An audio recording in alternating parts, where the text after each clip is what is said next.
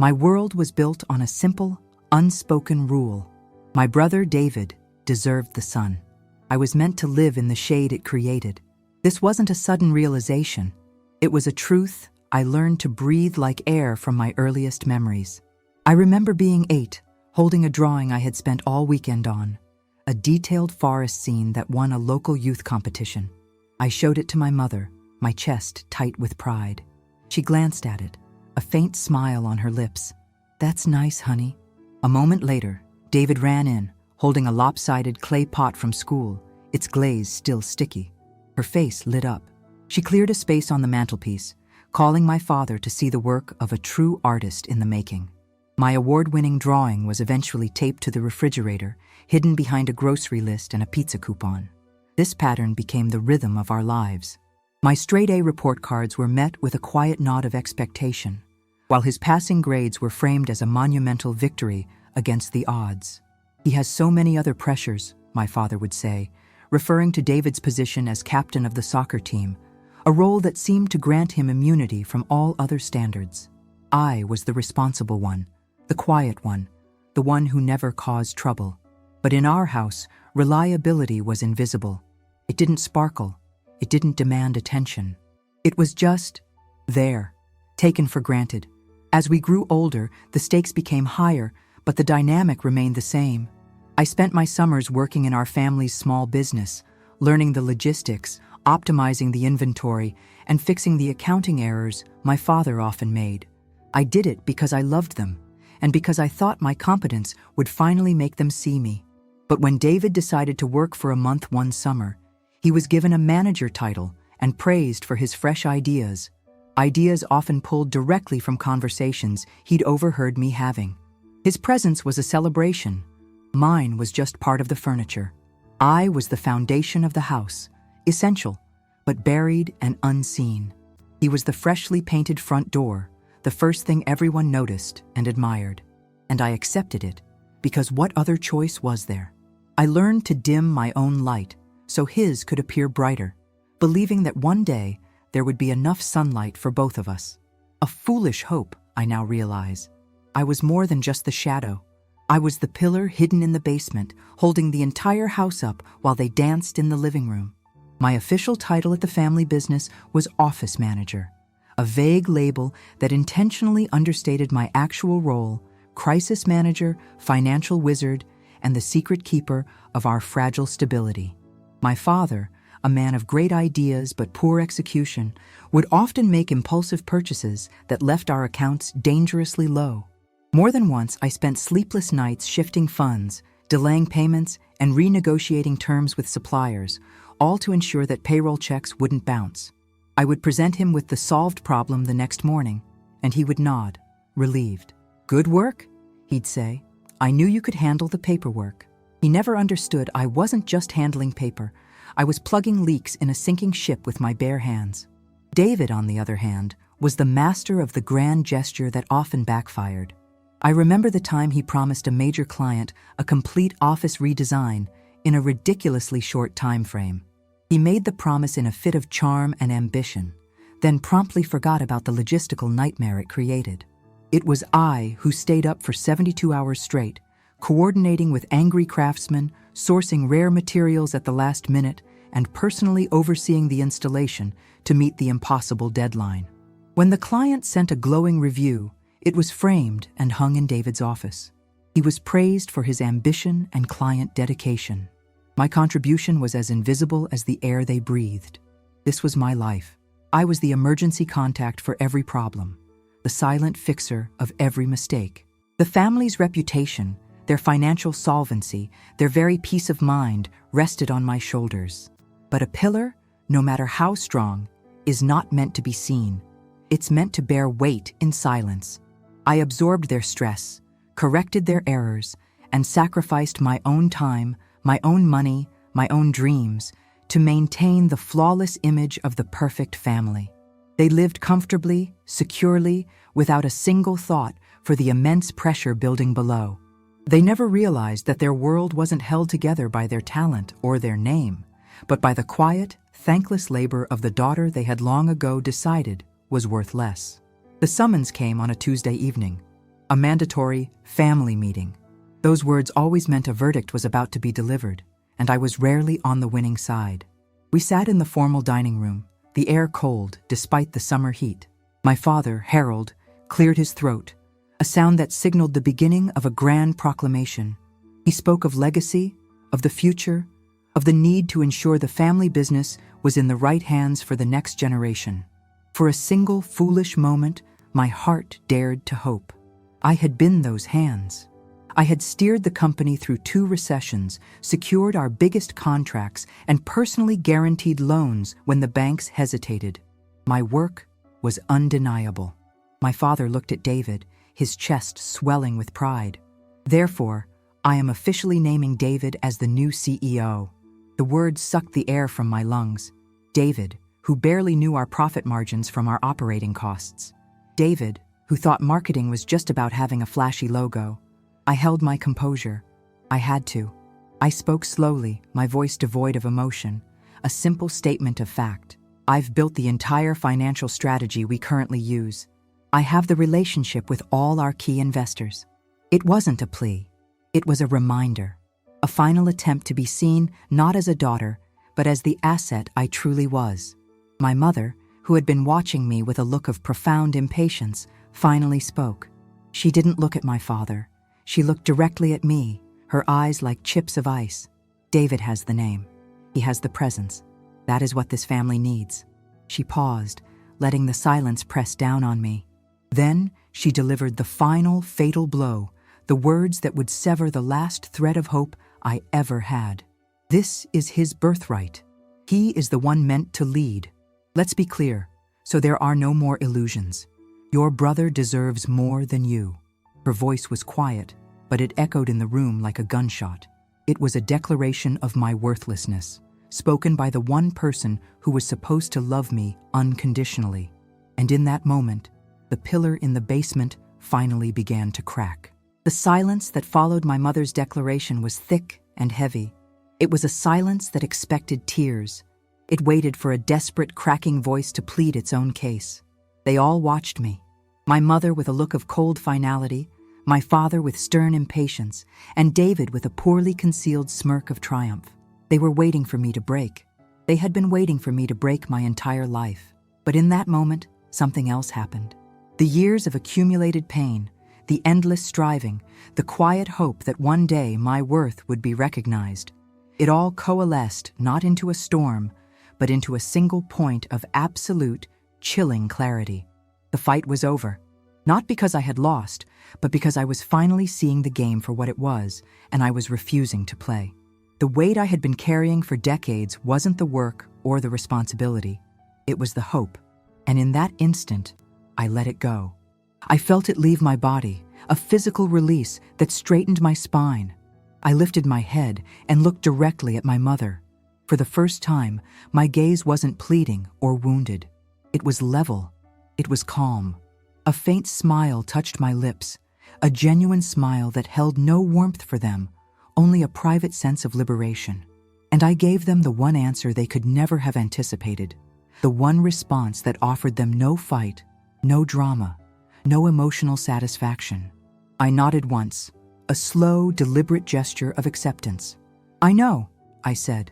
My voice was soft, but it echoed louder than a scream in the stunned silence of that room. The triumphant look on my mother's face dissolved into pure confusion. My father's stern mask faltered, replaced by bewilderment. David's smirk vanished completely. They had prepared for my pain, but they were utterly defenseless against my peace. They didn't understand that I wasn't agreeing with their assessment of my worth. I was simply acknowledging the rules of their world. I was accepting the truth, that in their eyes, he would always deserve more. And in accepting that, I was setting myself free from the need for their validation. Forever. My calm, "I know," hung in the air, a statement they couldn't argue with or dismiss. Without another word, I pushed my chair back. The soft scrape of wood on the floor was the only sound in the frozen room. I stood, smoothed the front of my dress, and placed my cloth napkin neatly on the table, as if I had just finished a pleasant meal. It was a gesture of finality, of closure. They were still staring, their minds scrambling to process a reaction that didn't fit any script they had ever written for me. They had expected a storm, but I gave them a quiet, empty sea. I turned and walked out of the dining room. I didn't rush. My steps were measured, deliberate. Each one was a conscious choice to move forward. The hallway was a museum of a life that no longer felt like mine. There were the photos on the wall, David on his graduation day, David winning his soccer trophy, the whole family on vacation with David front and center. I was a ghost in the background of my own history, but I felt no sadness. I felt nothing at all but the pull of the front door, a portal to a different world. I could feel their eyes on my back, but I heard no voices. My mother didn't call out. My father didn't command me to stop. Their power over me had always depended on my desire for their approval. Now that it was gone, they were left with nothing. They were generals on a battlefield, and their only soldier had simply laid down her arms and walked away. My hand closed around the cold brass doorknob. This door had always been a boundary between the world and the suffocating confines of my family. Tonight, it was an escape hatch. I opened it, and the cool night air washed over me, a clean, fresh promise. I stepped across the threshold and pulled the heavy door shut behind me.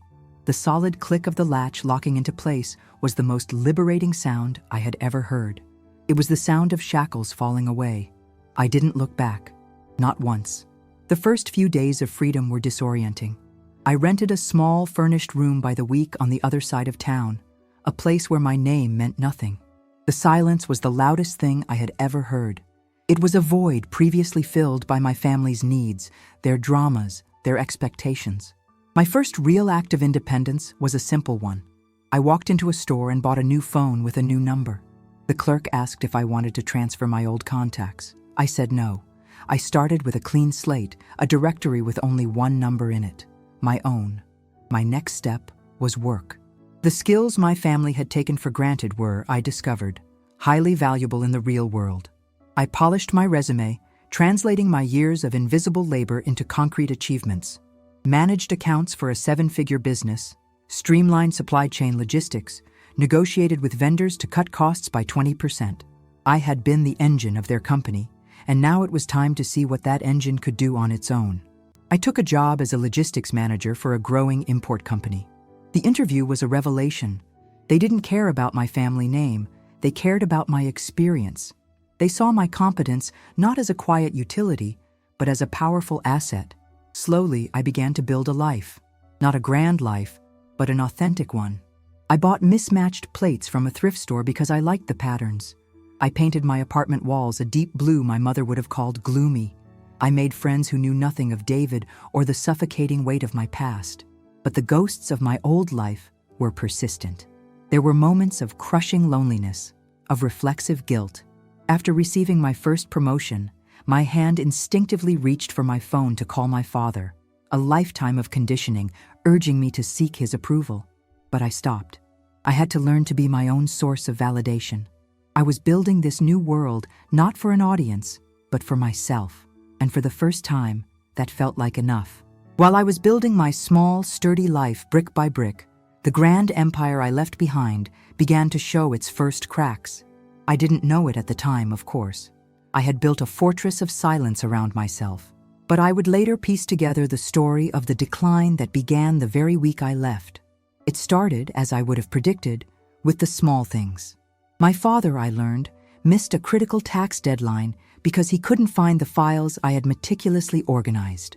A key supplier threatened to break their contract after David, in his new role as CEO, offended him with his arrogant, dismissive attitude during a negotiation. A negotiation I would have handled with diplomacy and respect. These were minor tremors, but they were precursors to the main earthquake. With me gone, the full weight of the company's complex finances fell onto my father and David for the first time. They were pilots who had only ever enjoyed the view from the cabin, and now they were suddenly in the cockpit in the middle of a storm, with no idea which buttons to press. David, eager to prove his worth, made a bold, impulsive investment in a new product line without doing any market research. It was a catastrophic failure, a vanity project that bled money the company didn't have. The arguments must have been spectacular. My father, a man whose pride was as vast as his ignorance of the company's daily workings, would have been furious.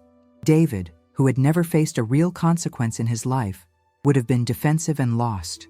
The quiet confidence of their home, built on my silent labor, would have been replaced by the ugly sound of shouted accusations and mounting panic.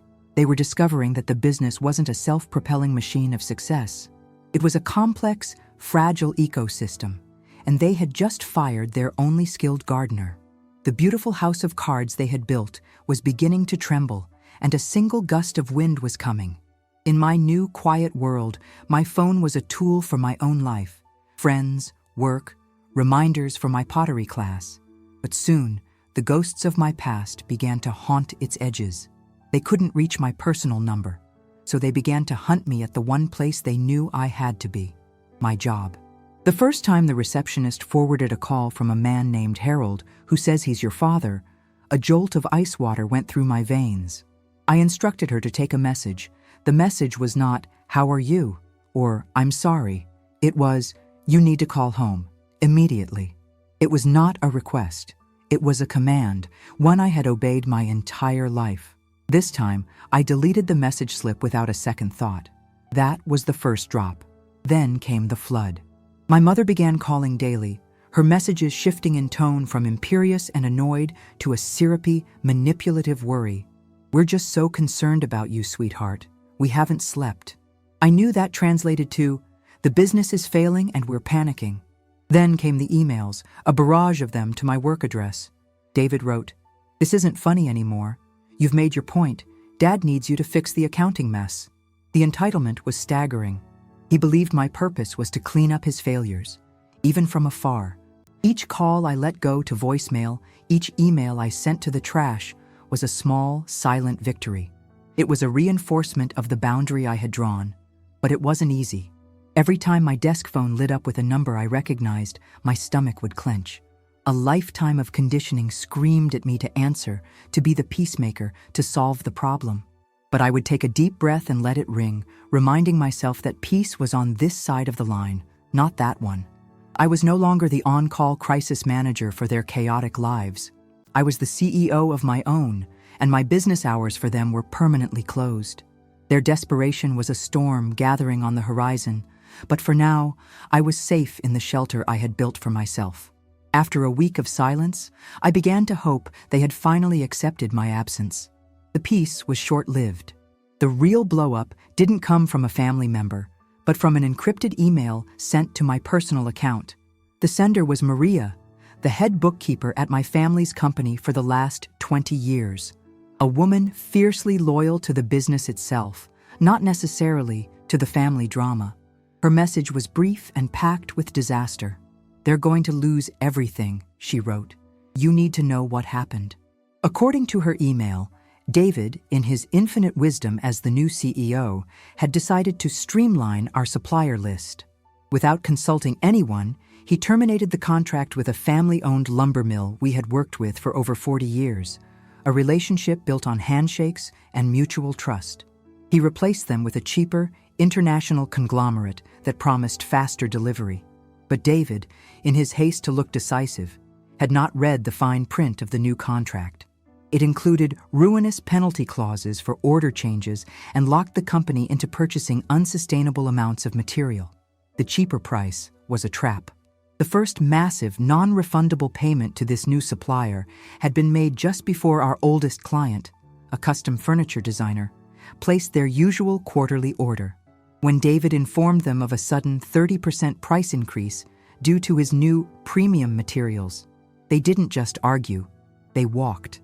They took with them nearly half of the company's annual projected revenue. The golden heir, the one who was meant to lead, had managed to sever the company's oldest relationship and chain it to a financially devastating new one in a single, incompetent move. The reality I had always known, the truth I had always worked to cover up, was now on full public display. The king had been given his crown, and he had immediately pawned it for a handful of magic beans. The shock of his failure was rippling through the company, and I knew it was only a matter of time before that shockwave reached my front door. The frantic emails and calls had stopped, replaced by a heavy, ominous silence. I knew it wasn't a truce. It was the quiet before the final admission of defeat. It came on a Wednesday night. I was watering the small collection of plants in my apartment, a life I was nurturing for myself, when the doorbell rang. Not the buzzer from downstairs, but a knock directly on my door. My blood ran cold. No one came to my apartment unannounced. I looked through the peephole and my breath caught. It was my father. He stood in the hallway, looking utterly lost. His expensive suit was wrinkled, his shoulders were slumped, and the usual air of command around him was gone, replaced by a visible, palpable desperation. I opened the door and stood there, saying nothing, blocking the entrance to the new life I had so carefully built. He looked at me, his eyes scanning my face for a hint of the daughter he used to know, the one who would have immediately asked what was wrong. He found a stranger instead. "Can I come in?" he asked, his voice rough. I stepped aside, but only just. I didn't offer him a seat. I leaned against the doorframe, my arms crossed, waiting. He paced the small space, unable to look at me. "The business," he finally choked out. We're in trouble. David's deal. The lawsuits. The bank is threatening to foreclose." He finally stopped pacing and faced me. The words came out in a torrent of shame and necessity. He confessed everything. The canceled contracts, the financial black hole, the impending ruin. He didn't apologize. He didn't say he was wrong about me. But he said the one thing that was even more difficult for him. "We need you," he said, the words sounding like they were being torn from his throat. "Maria said, you're the only one who can fix this, the only one who ever really understood how it all worked." There it was, the truth I had known my entire life, finally spoken aloud out of sheer desperation. He wasn't asking for his daughter back. He was begging for the pillar to return before the whole house came crashing down. My father stood in my apartment, a supplicant waiting for a savior. He expected me to rush in, to fix everything out of some lingering sense of duty. He saw my silence as consideration. He was wrong. It was calculation. I let him finish his desperate tale of ruin, then gestured to the simple wooden chair across from my own. He sat, a king accepting a seat in a peasant's hut. "I will help," I said, and a wave of relief washed over his face. It vanished just as quickly when I continued. "But not as your daughter, not as your fixer. I will help as a consultant, and my fee is not monetary, my fee is control." His brow furrowed. "What do you mean?" I leaned forward, my hands folded on the table, my voice low and steady. "If I am to save this business, I will not be your subordinate. I will be its leader. Term 1, you and David will resign from all executive positions, effective immediately. I will assume the role of CEO, with full, unconditional authority over all operations, finances, and personnel. You will become silent partners." He started to protest, but I cut him off. Term 2, David will write and sign a formal letter to all staff and our top clients, admitting his strategic errors and announcing my appointment. The same people who were told he was the future must now be told that the future is me. The color drained from his face. He looked at me as if I were a stranger, and in a way, I was. "And the final term," I said, my voice softening but losing none of its steel. "You will call a family meeting, the 4 of us, and Mother will apologize, not for hurting my feelings. She will apologize specifically for saying that my brother deserved more than me." He recoiled as if I had struck him. "That's impossible. Her pride, I interrupted, is not my concern. My self-respect is. This is the price of my expertise. This is the price of saving your legacy." I stood, signaling the end of the negotiation. "You have 24 hours to give me your answer. If the answer is anything but an unconditional yes to all 3 terms, then my offer is withdrawn, and you can all deserve what you get." The call came with less than an hour to spare before my deadline expired. It was my father, his voice thin, devoid of its usual authority. "We accept," he said, "all of your terms." It was not a negotiation. It was a complete and total surrender. The meeting where my mother apologized was held in the same cold dining room. The words were forced from her lips, each one a stone of pride she was forced to swallow. It didn't feel like victory. It felt like balancing a ledger that had been wrong for my entire life. David's letter of resignation and my appointment was circulated, a public record of the end of an era. I walked back into that company not as a daughter, but as its leader. And I worked. I dismantled David's disastrous deals. I renegotiated with the suppliers he had alienated, and I personally flew out to win back the clients he had lost. I didn't do it with charm or a family name. I did it with data, with strategy, with the relentless competence I had always possessed. The business, once on the brink of collapse, stabilized. Then it began to grow, stronger and more resilient than ever before. My father and brother are still shareholders. They live comfortably off the profits generated by the woman they cast out. They attend board meetings as silent observers, watching me command the room they once thought was theirs by right. My mother said my brother deserved more. The irony is, she was right. He deserved the chance to lead, and in doing so, he proved to everyone what he was truly capable of: failure. And I finally learned what I deserve. Not more than him, but what is mine by merit. I deserve to be valued for my skill, not my silence. I deserve to have my work acknowledged, not exploited. My redemption was not in watching them fall. It was in forcing them to witness my rise. I didn't need to destroy their world. I just needed to take control of it and rebuild it on a foundation of truth. A world where what you deserve is not given to you by birth, but earned by the undeniable power of your own worth.